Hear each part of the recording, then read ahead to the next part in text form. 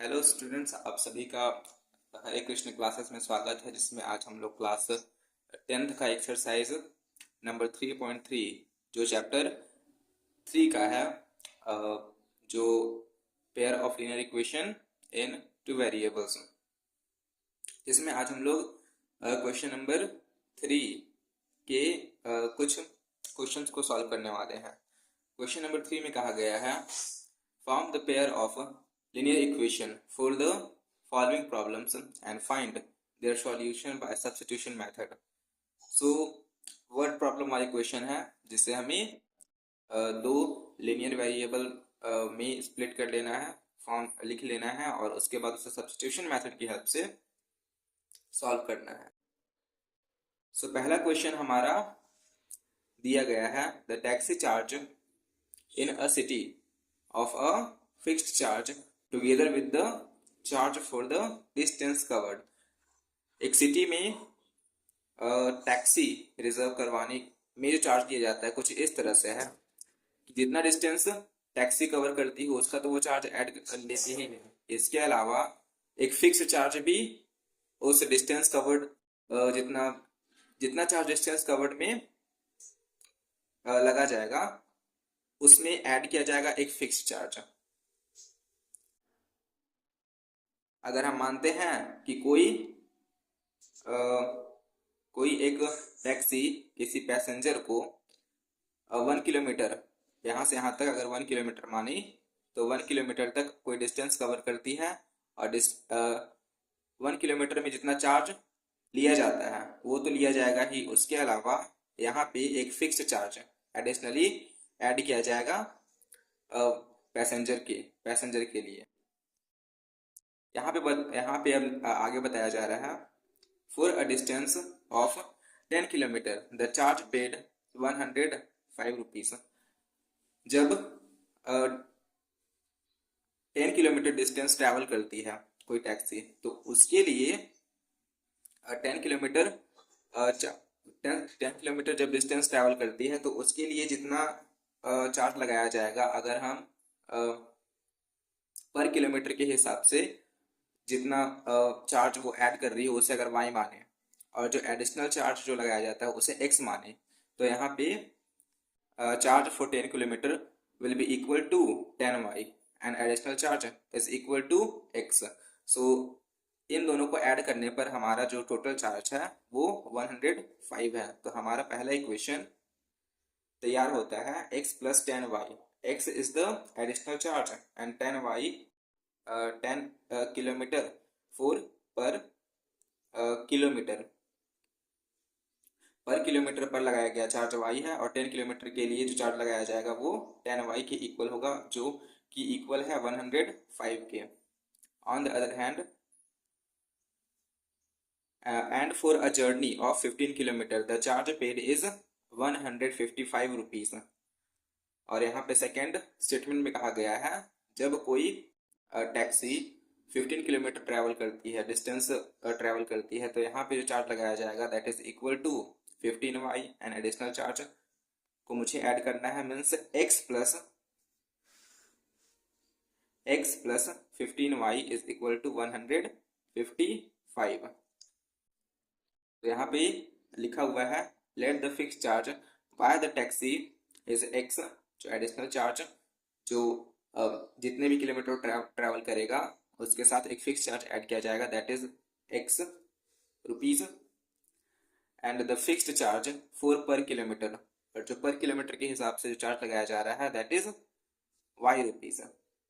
अब according to question चलते हैं तो हमें इक्वेशन मिलेगा x plus 10y is equal to 105 and x plus 15y is equal to 155। अब इक्वेशन 1 से मुझे x का वैल्यू फाइंड कर लेना है और x का वैल्यू सॉल्व करने पर x plus 10y is equal to 105 को सॉल्व करने पर हमें मिलेगा x is equal to 105 minus 10y। इस x के वैल्यू को हमें इक्वेशन 2 में सब्स्टिट्यूट कर देना है, और जब हम ऐसा करते हैं तो हमें मिलेगा 5 minus 10y plus 15y is equal to 155 और ब्रैकेट को जब हटा देते हैं तो हमें y के दो टर्म मिल जाते हैं और इन दोनों को सॉल्व करने पर 5y और ये कांस्टेंट टर्म को इक्वल के उस साइड में लेकर के चले जाएंगे तो 155 minus 105 which is equal to 50 और y का वैल्यू हमें मिलेगा 10 रुपीज मीन्स जो पर किलोमीटर के हिसाब से जितना चार्ज लिया जाता है वो 10 रुपीज है। Now substituting the value of y in equation 3 we get, अब हम इस वैल्यू y के वैल्यू को इक्वेशन नंबर 3 में जो की है x equal to 105 minus 10y, यहाँ पे हम y का वैल्यू पुट कर देंगे विच इज 10। तो जब हम ऐसा करेंगे तो हमें मिलेगा 105 minus 10 into 10 which is equal to 100 and 105 minus 100 is equal to 5। So जो एक फिक्स्ड चार्ज, जो एडिशनल चार्ज लगाया जा रहा है जितना डिस्टेंस वो कवर करेगी टैक्सी, दैट इज 5 रुपीज। इसी क्वेश्चन में आगे पूछा गया था how much does a person have to pay for travelling a distance of 25 kilometre. जब कोई पर्सन 25 किलोमीटर ट्रैवल करेगी तो उसके लिए कितना चार्ज लगाया जाएगा। हम जानते हैं कि पर किलोमीटर के हिसाब से यहाँ पे 10 रुपीज लिया जा रहा है, तो 25 किलोमीटर के लिए 25 इंटू 10, तो 25 किलोमीटर के लिए 25 इंटू 10 रुपीज का चार्ज लग जाएगा, जो कि यहाँ पे इक्वल होगा according to question for travelling a distance of 25 kilometre the charge for 25 kilometre is 25 into 10 that is 250 rupees और एडिशनल चार्ज को हमें ऐड करना है जो एक फिक्स चार्ज है that is 5 rupees. So total amount हो जाएगा 255 रुपीज। आई होप आपको ये समझ में आ चुका होगा। अब क्वेश्चन नंबर 6 है, यहाँ पे क्वेश्चन नंबर 6 में बोला गया है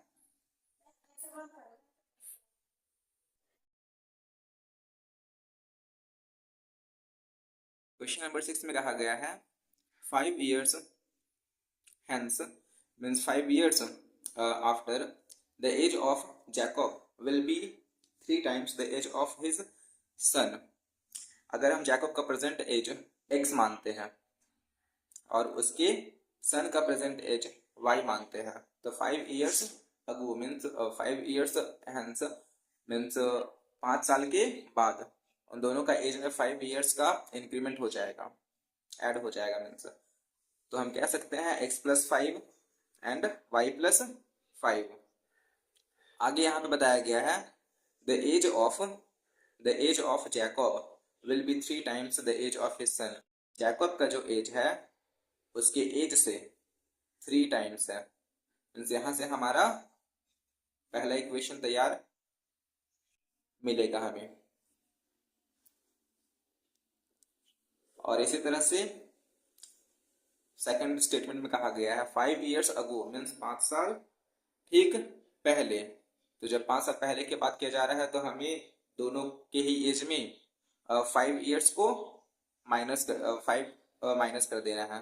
तो हमें कुछ इस तरह से मिलेगा x minus 5 is equal to y minus 5।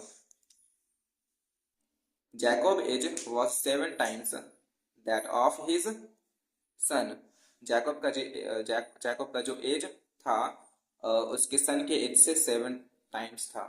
सो यहाँ पे जैकब का जो एज था वो उसके सन के एज से 7 टाइम्स था। तो यहाँ से हमारा सेकंड इक्वेशन तैयार मिलेगा। और इक्वेशन 1 और इक्वेशन 2 के मिल जाने के बाद हम इक्वेशन 1 से इक्वेशन 1 में x का वैल्यू ऑलरेडी x का जो वैल्यू है ऑलरेडी दिया हुआ है दैट इज 3y प्लस 10 और इस वैल्यू को हमें इक्वेशन नंबर 2 में सब्स्टिट्यूट कर देना है।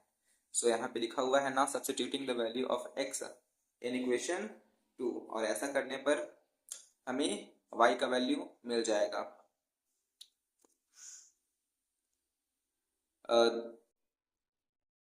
जब इक्वेशन एक्स का वैल्यू को इक्वेशन नंबर 2 में पुट किया गया तो यहाँ पे हम देखते हैं 3y+10 जो x की जगह पे आया हुआ है और -7 इक्वल टू -30 और यहाँ पे 3y - 7y which is equal to -4y and इस 10 को इक्वल के उस साइड लेकर के जाने पर -10 हो जाएगा और -30 -10 which is equal -40 then we get y is equal to 10। So यहाँ पे हम देखते हैं कि y क्या था, तो y हमने लिया था जैकब के सन का एज। तो age of Jacob's son is 10 years old। Present age यहाँ पे हमारा निकल करके आएगा। उसी तरह से जब हम y के वैल्यू को इक्वेशन नंबर 1 में सब्स्टिट्यूट करेंगे, दैट इक्वेशन नंबर 1 हमारा था x is equal to 3y+10 और यहाँ पे जब हम y की वैल्यू को सब्स्टिट्यूट करेंगे जो कि आया हुआ है 10, तो हमें मिलेगा x इज इक्वल टू 3 × 10 + 10 और 30 + 10 x is equal to 40 means Jacob का जो एज निकल करके आया दैट इज 40 years। नाउ अब हमें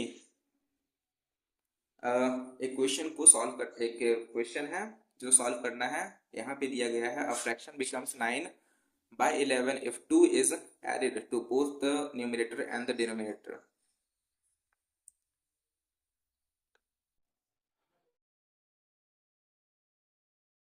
अगर हम एक फ्रैक्शन ले लेट अगर हम एक फ्रैक्शन ले x by let a fraction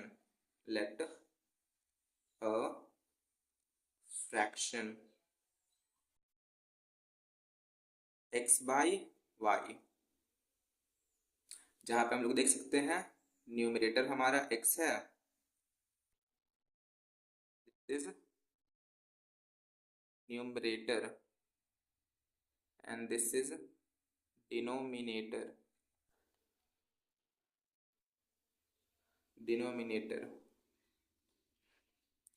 बोला गया है यहाँ पे एक फ्रैक्शन में जब 2 ऐड किया जाता है न्यूमरेटर और डिनोमिनेटर दोनों में, अकॉर्डिंग टू क्वेश्चन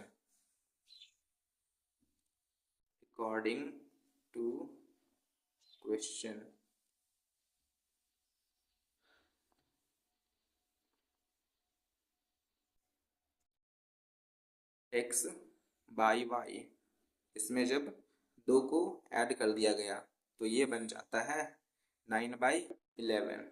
इसे हम सॉल्व करते हैं। सो यहाँ पे हम क्रॉस मल्टीप्लिकेशन करते हैं 2x by cross multiplication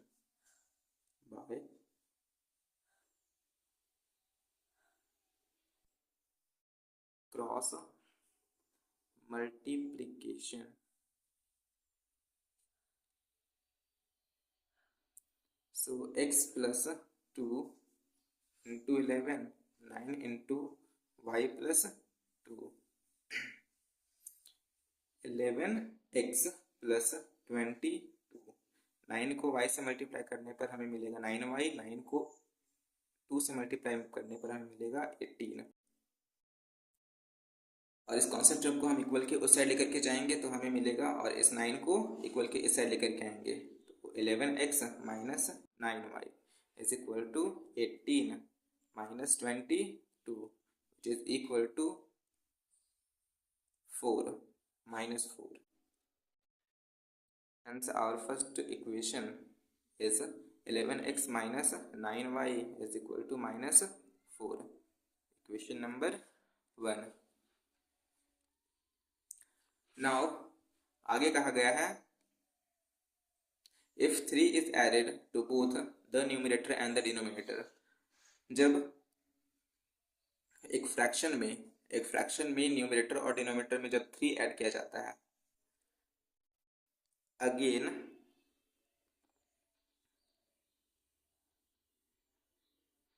according to question,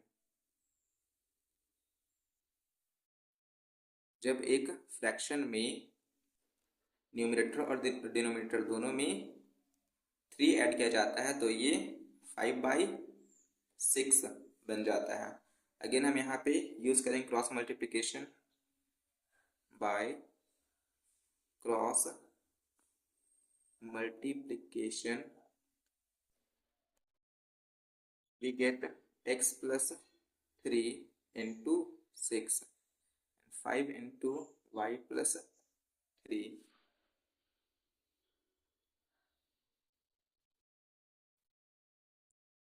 तो इसे मल्टीप्लाई करने पर हमें मिलेगा 6x plus 18 and 5y plus 15.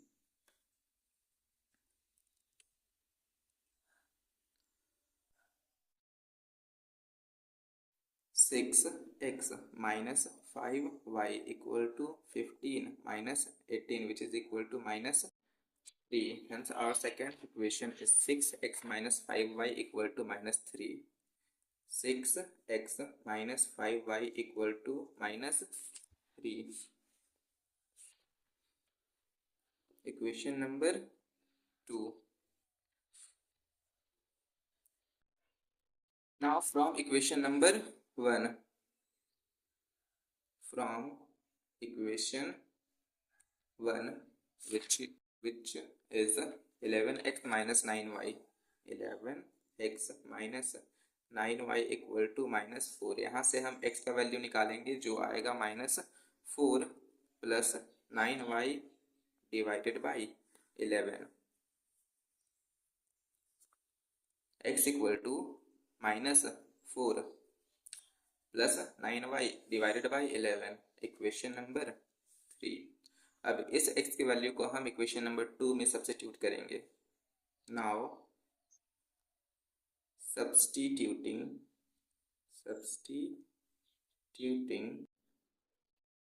the value of x in equation 2, then we get x का वैल्यू जब यहाँ पे पुट किया गया हमें मिलेगा 6 into minus 4 plus 9y divided by 11 minus 5y equal to minus 3. अब यहाँ पे 6 को ब्रैकेट के अंदर मल्टीप्लाई कर देते हैं. हमें मिलेगा minus 24 plus 54y minus 5y divided by 11 and equal to minus 3.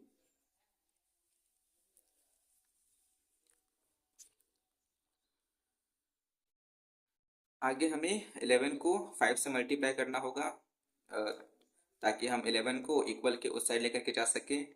तो जब हम ऐसा करेंगे तो हमें मिलेगा minus 24 plus 54y minus 55y equal to. अब इस 11 को हम इक्वल के उस साइड लेकर के चले जाते हैं तो यहाँ पे बन जाएगा माइनस 33. और अब हमारा इस टर्म और इस टर्म को इन दोनों को सॉल्व कर सकते हैं. जब हम 55 में से 54 को सब्ट्रैक्ट करेंगे तो हमें मिलेगा माइनस वाई और 24 को इक्वल के उस साइड लेकर के जाएंगे तो हमें मिलेगा minus 33 plus 24. Minus y is equal to 33 में से जब हम 24 को सब्ट्रैक्ट करेंगे तो हमें मिलेगा 9 या minus 9. Then we get y is equal to 9. Now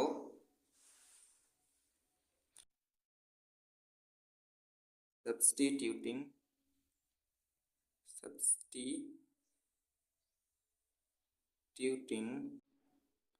the value of y in equation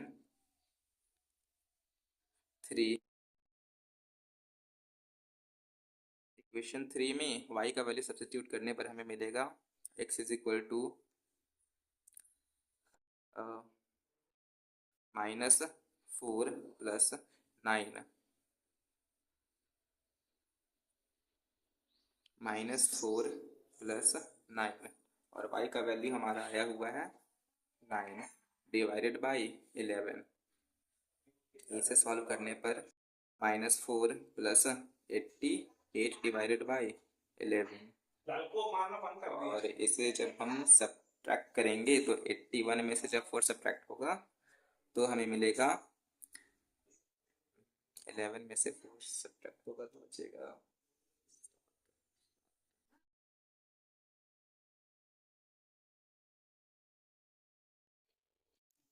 77/11 77/11 which is equal to 7. Hence we